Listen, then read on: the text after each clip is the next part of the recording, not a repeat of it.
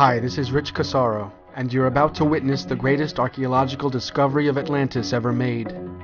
In 1996, a small voice inside me began calling me to Egypt to locate a lost treasure. A short time later, the same voice began calling me to Mexico. Here's what I found. The ruins of parallel triptych temples on both sides of the Atlantic Ocean, built during the same period in ancient history. These identical temples indicate that the Egyptians and Mayans, who were contemporaries, practiced the same religion. Over time I learned that all the pyramid cultures, though they arose separately, simultaneously built identical triptych temples from one side of the world to the other. Where did the triptych originate?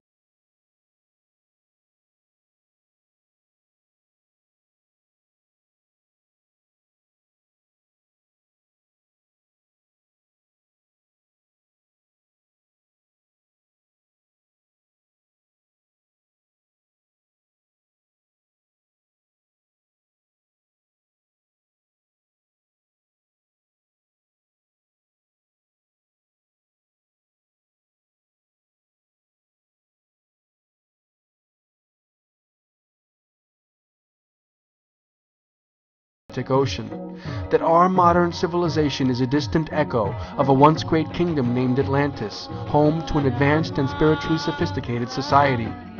The story goes that it perished in a flood around 12,000 years ago, but survivors escaped to different parts of the world, forming new civilizations that we know today as the first cultures. Atlantis is one of the most popular but controversial ideas of the age. Could it possibly be true? Victorian-era scholars and archaeologists believed it was. The ancient world they uncovered was full of impossible coincidences. From one side of the Atlantic to the other, they discovered the parallel remains of spectacular ancient societies, cultures that were totally unconnected.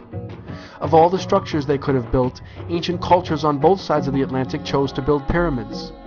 Of all the ways of disposing of their dead, they mummified them, carefully placing gold masks upon their faces.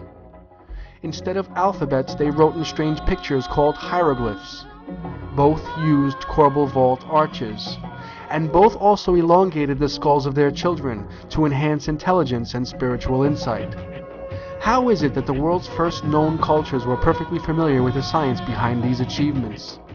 Stranger still, how could these parallels just appear, seemingly complete at the very beginning of history among these and other unrelated cultures? Where did this profound and universal knowledge come from? To the Victorians, it seemed inconceivable that these similar societies could have evolved separately. It was logical to think they had all started as one unique culture that spread out.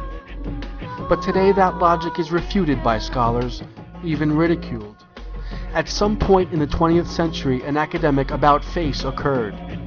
Scholars began to summarily dismiss the logic of Atlantis, so carefully constructed by the brilliant Victorian minds of the past.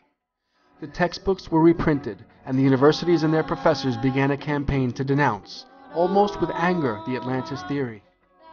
We're now told that the great achievements of ancient societies were developed gradually, over time. That civilization arose in different ways by different people in different places. I challenge this belief. And the triptych anomaly is the great spearhead of this challenge. It's the key to rediscovering our lost history, lost wisdom, and lost truths. Triptychs appear globally throughout antiquity, and when we study each triptych in relation to the art, iconography, and philosophy of its builders, we find they all symbolize the same universal religion. And this makes the triptych the greatest archaeological evidence of Atlantis the world has ever known.